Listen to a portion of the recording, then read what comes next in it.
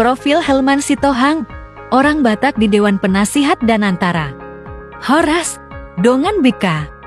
Hari ini kita akan ngobrolin sosok inspiratif, seorang putra Batak yang kini duduk di jajaran Dewan Penasihat salah satu lembaga pengelola investasi paling strategis di Indonesia dan Antara. Ya, siapa lagi kalau bukan Helman Sitohang? Nama Helman Sitohang mulai ramai diperbincangkan publik setelah CEO Badan Pengelola Investasi Danantara, Rosan Ruslani, secara resmi mengangkatnya sebagai anggota Dewan Penasihat Danantara. Pengangkatan itu diumumkan pada Senin, tanggal 24 Maret tahun 2025 di Jakarta. Tapi yang bikin pengangkatan ini semakin menarik adalah Helman bukan hanya sekadar anggota, ia adalah satu-satunya wakil dari Indonesia di antara jajaran penasihat yang berisi tokoh-tokoh kelas dunia. Bayangin aja dia duduk sejajar dengan nama-nama besar seperti Ray Dalio, seorang investor legendaris, Jeffrey Sachs, ekonom ternama dunia, Chapman Taylor, dan bahkan mantan Perdana Menteri Thailand, Thaksin Shinawatra. Keren kan? Lantas, siapa sebenarnya Helman Sitohang ini? Mari kita kupas satu persatu. Helman Sitohang lahir pada tahun 1965 di Praha, yang waktu itu masih merupakan bagian dari negara Cekoslowakia, sekarang dikenal sebagai Republik Ceko. Ceritanya cukup unik. Ayah Helman adalah seorang mahasiswa Indonesia penerima beasiswa yang belajar di Praha. Di sana, sang ayah bertemu jodohnya seorang perempuan asal Ceko. Mereka menikah dan membangun keluarga di sana, maka lahirlah Helman, anak campuran Batak dan Ceko di jantung Eropa Timur. Helman menghabiskan masa kecilnya di Praha dan harus tumbuh dalam suasana politik yang cukup menantang karena saat itu Cekoslowakia berada di bawah pemerintahan komunis. Ketika kondisi ekonomi memburuk akibat sistem politik tersebut, keluarganya memutuskan untuk kembali ke Indonesia. Usia Helman saat itu masih 9 tahun.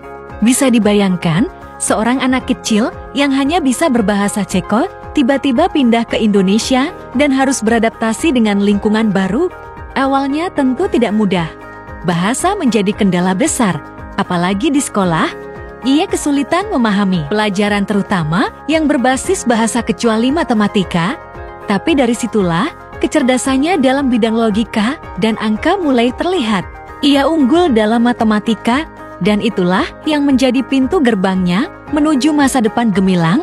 Berkat kerja keras dan kecerdasan yang menonjol, Helman berhasil masuk ke salah satu perguruan tinggi terbaik di Indonesia, Institut Teknologi Bandung atau ITB. Ia memilih jurusan Teknik Elektro dan menyelesaikan studinya pada tahun 1984. Tapi Helman gak berhenti di situ. Ia kemudian melanjutkan pendidikan pascasarjananya di luar negeri, tepatnya di University of Applied Sciences di Saint Gallen, Swiss. Di sana, ia mengejar gelar MBA yang diraihnya antara tahun 1986 sampai tahun 1991.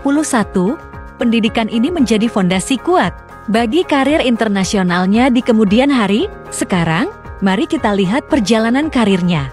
Awalnya, Helman sempat mencoba peruntungan di industri perminyakan, namun tak lama kemudian, ia memutuskan untuk beralih ke sektor keuangan.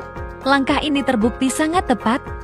Karirnya dimulai di Deutsche Bank dan kemudian berpindah ke ING Barings, dua institusi keuangan besar yang menjadi tempat Helman mengasah kemampuan dan memperluas jaringan profesionalnya selama periode 1990 hingga tahun 2000. Tahun-tahun 2002 menjadi titik penting dalam karirnya. Ia bergabung dengan Credit Suisse dan langsung menjabat sebagai Kepala Investment Banking untuk kawasan Asia Tenggara. Selama lebih dari 1 dekade, Helman terus menanjak hingga akhirnya pada tahun 2013, ia diangkat menjadi CEO Credit Suisse untuk wilayah Asia Tenggara. Pencapaian ini luar biasa.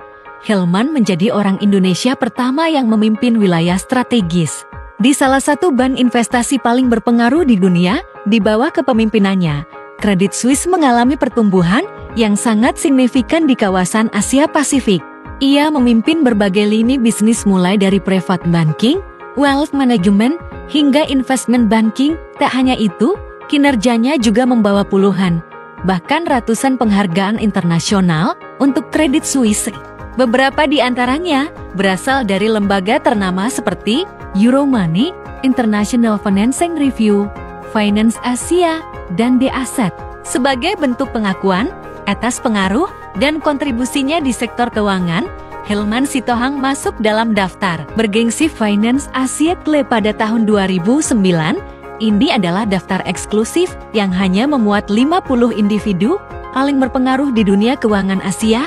Lalu, setelah karir panjang di Credit Suisse, apa langkah Helman selanjutnya? Tahun-tahun 2024, ia bergabung dengan Blackstone sebagai penasihat senior. Buat yang belum tahu, Blackstone adalah salah satu perusahaan pengelola aset terbesar di dunia. Hingga kuartal ketiga tahun 2024, perusahaan ini tercatat mengelola dana sebesar 17.000 triliun rupiah, sebuah angka yang sungguh luar biasa. Dan kini, dengan segudang pengalaman dan koneksi global yang ia miliki, Helman kembali menorehkan prestasi penting untuk Indonesia. Ia dipercaya untuk menjadi penasihat di Danantara Badan yang bertugas mengelola investasi strategis negara. Penunjukannya ini bukan hanya sebuah pencapaian pribadi, tapi juga menjadi simbol kepercayaan dan harapan besar terhadap kontribusi diaspora Indonesia di kancah global. Helman Sitohang diharapkan dapat membantu memperluas jangkauan investasi Indonesia, membangun kemitraan internasional yang kuat, dan memberikan strategi yang tepat dalam mengelola dana negara demi pembangunan jangka panjang yang berkelanjutan. Dongan-dongan, kisah Helman Sitohang ini adalah bukti nyata bahwa dengan tekad, kerja keras, dan komitmen yang tinggi, siapapun bisa membawa nama Indonesia ke panggung dunia. Apalagi kalau kita ingat bahwa ia dulu datang ke Indonesia tanpa bisa satu kata pun bahasa Indonesia. Tapi lihatlah sekarang ia menjadi penasihat di salah satu institusi keuangan paling strategis di negeri ini. Kita patut bangga. Ini bukan sekadar pencapaian individu, tapi juga inspirasi bagi generasi muda Indonesia, khususnya generasi Batak, untuk terus bermimpi dan melangkah maju tanpa takut bersaing di tingkat global.